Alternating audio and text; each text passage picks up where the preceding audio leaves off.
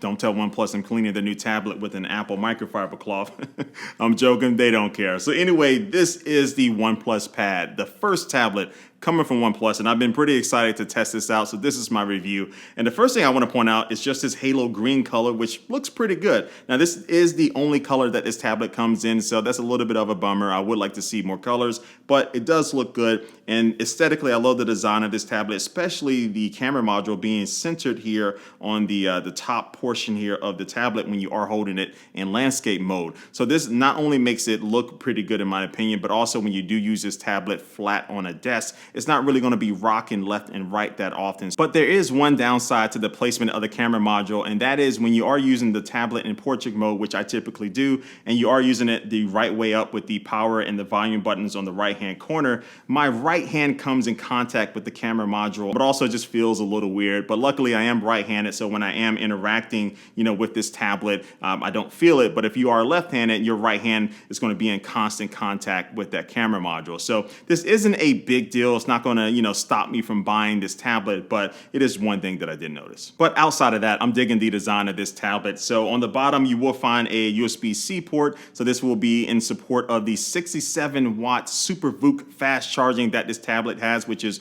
great for a tablet and better than a lot of smartphones out there. And yes, OnePlus does include a wall charger inside of the box with this tablet, so I know that will make some people happy. But as far as the actual battery size, it comes in at 9,510 milliamp hours. And as far as battery life, I was really happy. So I get a few days of use out of one charge, and that's because I'm not using my tablet as much as I'm using like my smartphone. So watching some videos here and there, it was just fine for multiple days. But something I like even more is the up to 30-day standby time. So I can press the power button and then just set the tablet somewhere and then come back, a couple of weeks later and still have a decent amount of charge to get some things done. So for someone like me that does travel a lot, but I might not use my tablet as much in between my trips, this is good because sometimes I do forget to charge my tablet and it sucks getting on the plane and not having any charge. So I'm liking this.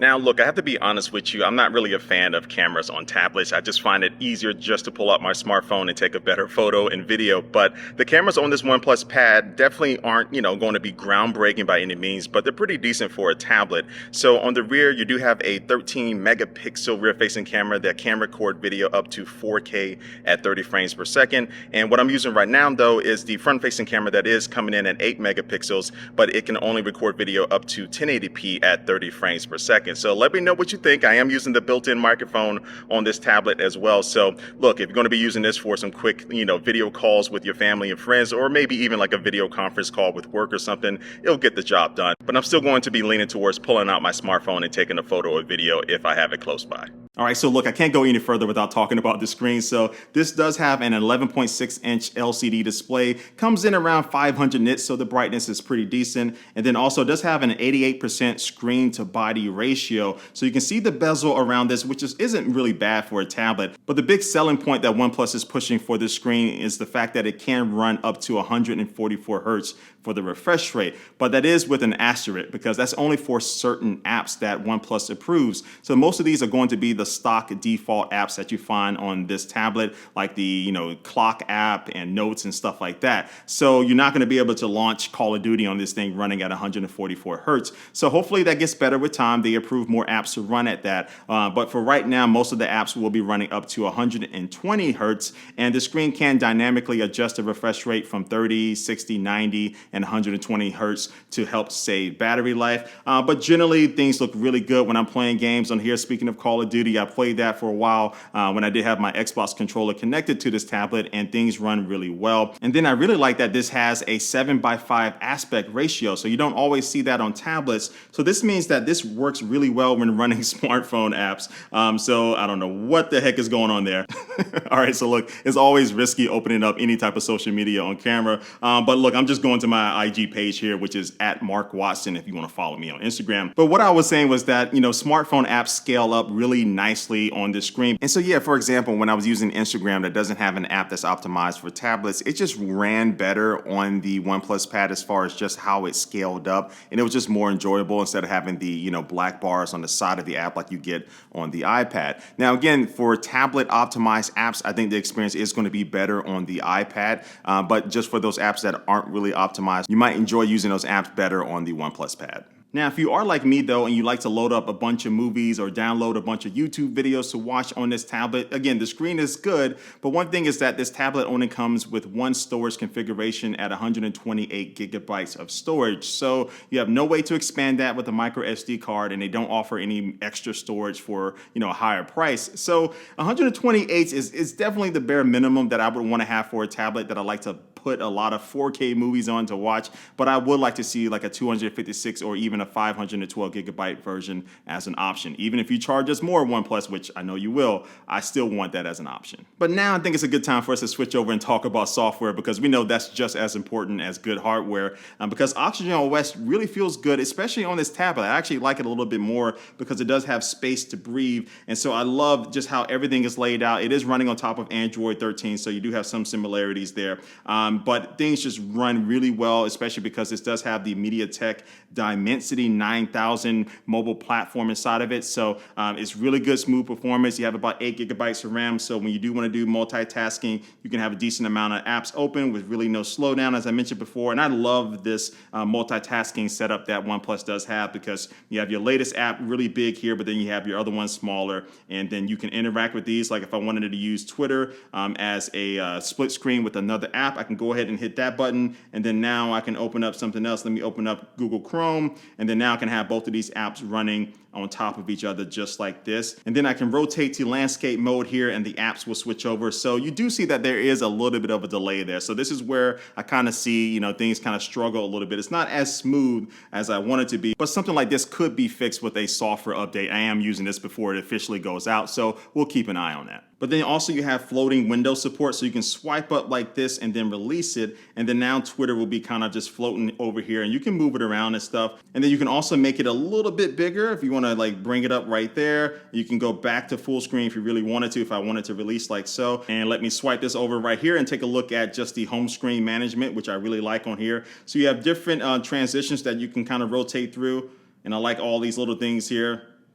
Just kind of spices it up a little bit. And then also you can easily move apps over, so you can select multiple apps. And then now I can tap and hold, group them together, and now I can move them down to one of my home screens just like so. And boom, there you go. Very easy home screen management. And so yeah, the software on this tablet is good by itself, but it gets even better if you do have a OnePlus phone. Now the features I'm about to talk about, I don't have access to just yet, because I need my OnePlus phone to be running oxygenos 13.1, which it hasn't come out just yet. So I'm just gonna talk about this stuff. But when that comes out, certain phones from OnePlus, not all of them, but it's safe to say that the OnePlus 11 that I have here will be able to do things with the OnePlus Pad, like being able to share its 5G cellular connection with the tablet. And so you just need to be, I think, within 1 to 5 meters of the OnePlus Pad, and then now the tablet can feed off of that, and you can get your text messages and your phone calls synced over and stuff on the tablet. And OnePlus is calling the ability for your phone to share the messages and phone calls their cross-screen transmission. And this also includes when you do take a photo or video on your phone and you have it connected to the tablet, it'll be able to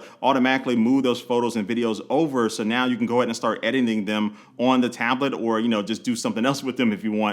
So I love that automatic kind of connection there. Oh, and there are a few accessories that OnePlus is launching alongside this tablet. And one of those is this magnetic keyboard case here, which will be running you $149 US. But basically you can just take the tablet here, and then you can place it just like so. And then now using this magnetic pogo connector right here, you can connect it to the case just like that. So I like that. It makes the camera module flush here with the back of the tablet. And also I love how this is very resistant against fingerprints and smudges and stuff like that. But anyway, let's open this back up and then slide it down like so. And I didn't mention this before, but this tablet does use facial recognition for one of the ways you can unlock it. And yeah, let's take a look at this keyboard first. So the keys feel really good. They have a nice rebound to them when you are using them. But these keys are not backlit, but you do get some function keys here at the top. So you can control the brightness and the volume of the tablet just with the keyboard. And the trackpad is not super big, but it's a decent size for using 2-finger gestures and things like that. So also you can click in on it, which is a very nice click. And also when you start using the trackpad, you will see that a little cursor pops up here on your screen,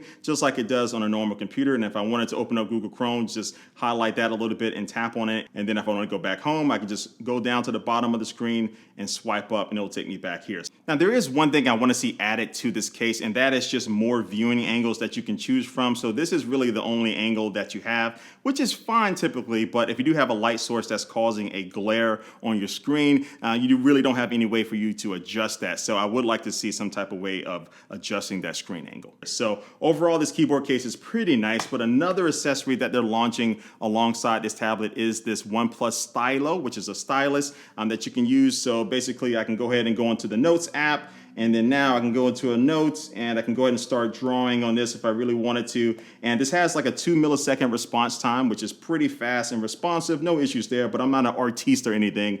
It works just fine just for my notes and stuff. Also, this can magnetically attach to the side of the tablet just like so. So it is a little off center, so that might bother some people. But yeah, you can store it on here, but also this is how you do charge the stylus. And you do get a little notification here. Let me see if I can have that pop up. When you do attach it there, it'll show you the battery life for the stylus just like so. And so yeah, this is the OnePlus Stylo, and this will run you $99 US. And the third accessory I don't have with me, but that will be a folio case, and I think that will cost you around $39. And I just realized I'm telling you all these prices, but I haven't told you the price of this OnePlus Pad yet. So this price comes in at $479, which I think is a really good price for this. I think they really needed to hit that under 500 mark, and they were able to do that.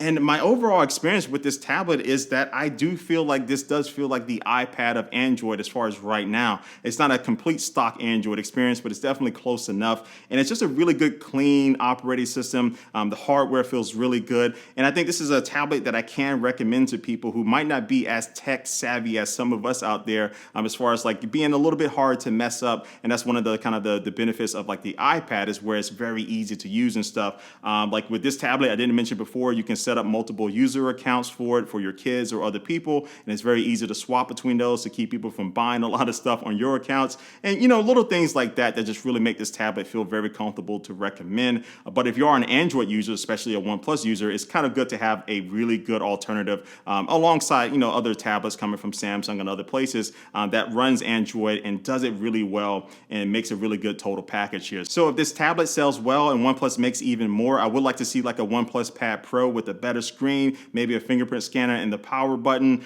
more storage options and things like that to really compete with something like the iPad Pro. So these are just my thoughts. I'm glad I didn't drop it, but just drop your comment down below about what you think about this OnePlus Pad. I'll drop a link to the tablet itself down below as well. And like always, I do want to thank you for watching this video, and I will catch you later.